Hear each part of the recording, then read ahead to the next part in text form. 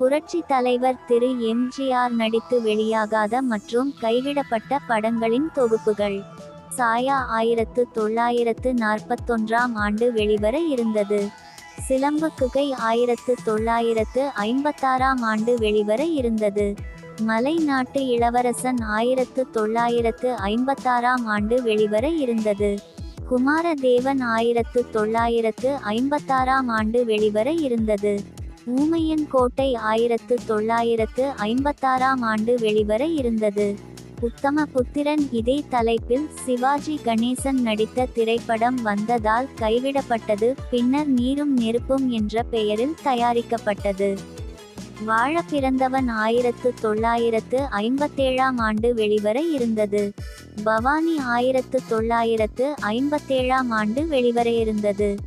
ஏழைக்கு காவலன் 1957ஆம் ஆண்டு வெளிவர இருந்தது. காத்தவராயன் 1958ஆம் ஆண்டு வெளிவர இருந்தது. அட்வொகேட் அமரன் 1959ஆம் ஆண்டு வெளிவர இருந்தது. காணி நிலம் 1959ஆம் ஆண்டு வெளிவர இருந்தது.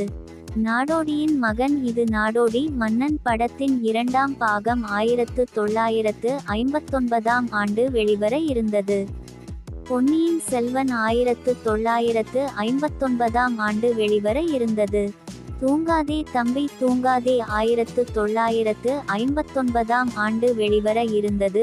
பின்னர் இத்திரைப்படம் ஏவிஎம் தயாரிப்பில் கமல்ஹாசன் நடித்து 1983ஆம் ஆண்டு வெளியானது. அப்போது எம்ஜிஆர் அவர்கள் தமிழ்நாட்டின் முதலமைச்சராக இருந்தார். கேரள கன்னி 1960ஆம் ஆண்டு வெளிவர இருந்தது. பரமபிதா 1961ஆம் ஆண்டு வெளிவர இருந்தது. மாடி வீட்டு ஏழை 1961ஆம் ஆண்டு வெளிவர இருந்தது.